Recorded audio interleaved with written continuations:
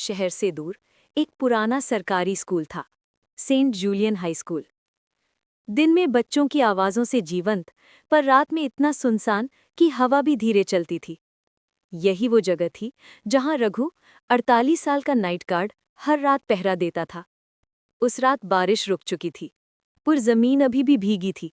Raghu compound की चाबी से गेट बंद करता है और अपनी टॉर्च ऑन करता है। जैसे ही वो गलियारे में जाने लगता है, पीछे से एक बेंच खिसकने की तीखी खींच की आवाज आती है। वो मुड़कर देखता है, कुछ नहीं, बस वही पुराना कॉरिडोर, गीली मिट्टी की बदबू और दीवारों पर पड़े बूढ़े पंखों की छाया। वो इसे नजरअंदाज करता है और सीसीटीवी रूम में जाता है। स्क्रीनों पर वो रोज की तरह एक राउंड चेक करता है, लेकिन कैमरा 03 टॉप फ्लोर कॉरिडोर में बेंचों के बीच एक काली छाया धीरे धीरे घूम रही होती है। झिलमिल, झिलमिल। वो झुंझलाकर बोलता है, ये कैमरे भी ना, हर वक्त गड़बड़। पर जैसे ही वो स्क्रीन पर जूम करता है, छाया एकदम कैमरे के बिल्कुल पास आकर रुक जाती है, मानो उसे घूर रही हो। फिर अगले ही सेकंड कुछ नहीं, कॉरिडोर बिल्कुल खाली। रघु हल्का विचलित होता है, पर ड्यूटी है। वो टॉर्च लेकर चेक करने निकलता है। वो धीरे धीरे सीढ़ियां चढ़ता है। हर कदम पर लकड़ी की सीढ़ी ठक ठक की आवाज करती है। ऊपर पहुंचते ही हवा का एक ठंडा झोंका उसके चेहरे पर पड़ता है। कॉरिडोर खाली, पर अचानक पीछे से टिप टिप टिप दौड़ने की आवाज। वो मुड़कर टॉर्च डालता है, कोई नहीं। फिर से टॉर्च घुमाता है और जैसे ही वो अपनी टॉर्च नीचे करता है, सामने वाली क्लासरूम की खिड़की के अंदर एक छोटी सी परछाई कूदकर पीछे भागती नजर आती है। रघु की सांसें अटक जाती हैं। कौन है वहां?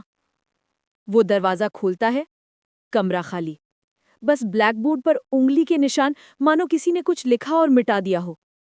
प्रिंसिपल का कमरा हमेशा बंद और ताला लगा होता है, लेकिन आज ताला फर्श पर गिरा हुआ है। दरवाजा आधा खुला, अंदर से किसी के धीमे धीमे रोने की आवाज जैसे। रघु डरते डरते भीतर जाता है। कमरा खाली, पर टेबल पर चौक से तेज गहरे अक्षरों में लिखा है, मुझे बाहर जाने दो। अचानक कमरा हिलता है, जैसे किसी ने दरवाजा जोर से बंद किया हो। रघु चौंक कर पीछे मुड़ता है, दरवाजा बंद। और तभी टेबल पर रखी घंटी खुद ब खुद बजने लगती है। डिंग डिंग डिंग डिंग डिंग। वो दरवाजा खोलकर भाग निकलता है। सीसीटीवी रूम में पहुंचकर वो पसीने से भीगा हुआ कैमरों को देखने लगता है। स्क्रीन हिल रही है, वीडियो में ग्लिच आ रहा है। और फिर कैमरा 07 स्टाफ रूम पर एक लड़की दिखती है। सफेद स्कूल यूनिफॉर्म, लंबे बाल, चेहरा धुंधला। वो बेंचों के बीच खड़ी है।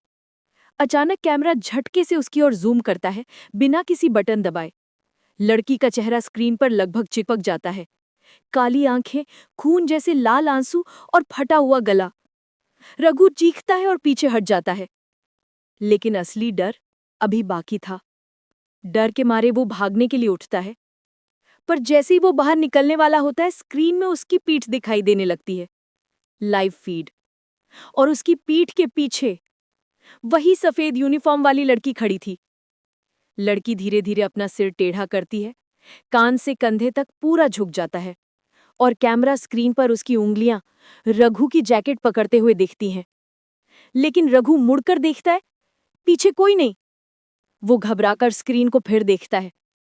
अब वहां सिर्फ लड़की ही है, सीधे कैमरे की तरफ देखकर मुस्कुरा रही है। और नीचे लिखा हुआ है, अब तेरी बारी है। डर से कांपता रघु स्कूल के बाहर भागता है। गेट पर ताला खोलते हुए उसकी टॉर्च गिर जाती है। जैसे ही वो टॉर्च उठाने झुकता है, उसके कान के बिल्कुल पास कोई फुसफुसाता है, क्यों भाग रहा है? वो पीछे मुड़ता है, कुछ नहीं। लेकिन सामने स्कूल की खिड़कियों में हर मंजिल पर एक एक करके सफेद यूनिफॉर्म वाली दर्जनों लड़कियां खड़ी हो जाती हैं। सबके चेहरे धुंधले, आंखें काली, और उनके होंठ एक साथ हिलते हैं। हमें बाहर जाने दो। वो चीखते हुए गेट खोलकर अंधेरे में भाग जाता है। अगली सुबह जब पुलिस स्कूल आती है, सीसीटीवी चेक करती है, सभी वीडियो में रघु अकेला है।